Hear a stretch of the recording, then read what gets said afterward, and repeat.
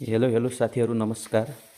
आज पनि फेरि म अर्को तपाईहरुका लागि जानकारीमूलक भिडियो ल्याएर आएको छु।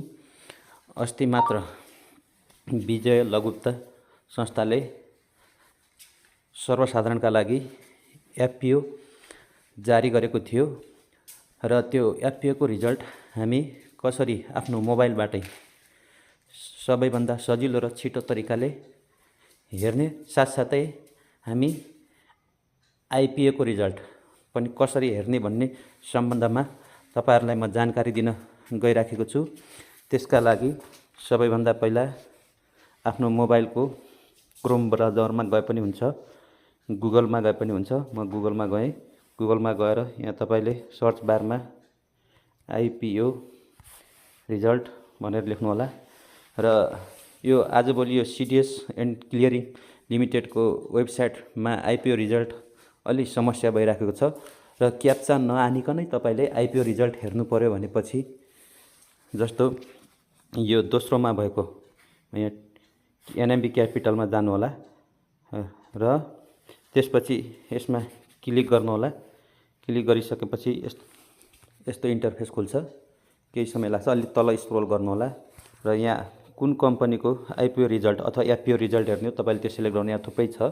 जस्तो मैले विजय लघुवित्तको हेर्न खोज्दै छु र आफ्नो यो यहाँ 16 नम्बरको डिम्याट नम्बर, यो डिम्याट नम्बर अब कहाँ हुन्छ, कसरी हेर्ने भन्ने कुरा तपाईलाई म यसको बारेमा पनि जानकारी गर्न गइरहेको छु। यसका लागि तपाई फेरि क्रोम ब्राउजरमा आउनु होला। यहाँ माथि सर्च बारमा मेरो शेयर भनेर लेख्नु होला। यति भइसकेपछि यहाँ आफ्नो डीपी जस्तो मेरो सिटिजन हो म लेख्छु। आफ्नो युजर नेम र मेरो पासवर्ड यहाँ अल छ। अनि यो ड्याशबोर्डमा जानु होला, माई डिटेलमा जानु होला। हो यहाँ चाहिँ हुन्छ। यहाँबाट डीपी आफ्नो कपी गर्नु होला। जस्तो यी मैले कपी गर्छु। त्यसपछि फेरि अघिकै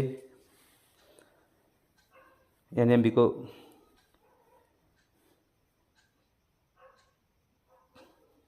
क्यापिटलमा जानु होला र यहाँ कम्पनी विजय लघुवित्त र यहाँ आफ्नो अघि उताबाट मेरो शेयरबाट कपी गरेको 16 अङ्कको डिम्याट नम्बर राखिदिनु होला र यसमा एउटा सजिलो के छ भने साथीहरु, यसमा क्याप्चा हानिराख्नु पर्दैन र सिधै अब हामी सबमिट गरौँ। मेरो विजय लघुवित्तको एफपीओमा के छ रिजल्ट हेरौँ। ल सबमिट गर्दै हेर्नुस् त साथीहरु, यो सरी नट अलोटेड फर इन्टर बिआइड यो डिम्याट नम्बरमा शेयर परेको छैन। यसरी हामी सजिलै घरमा बसेर आफूले भरेको कम्पनीको आईपीओ र एफपीओ को रिजल्ट सजिलै आफ्नो मोबाइलबाट हेर्न सक्छौं।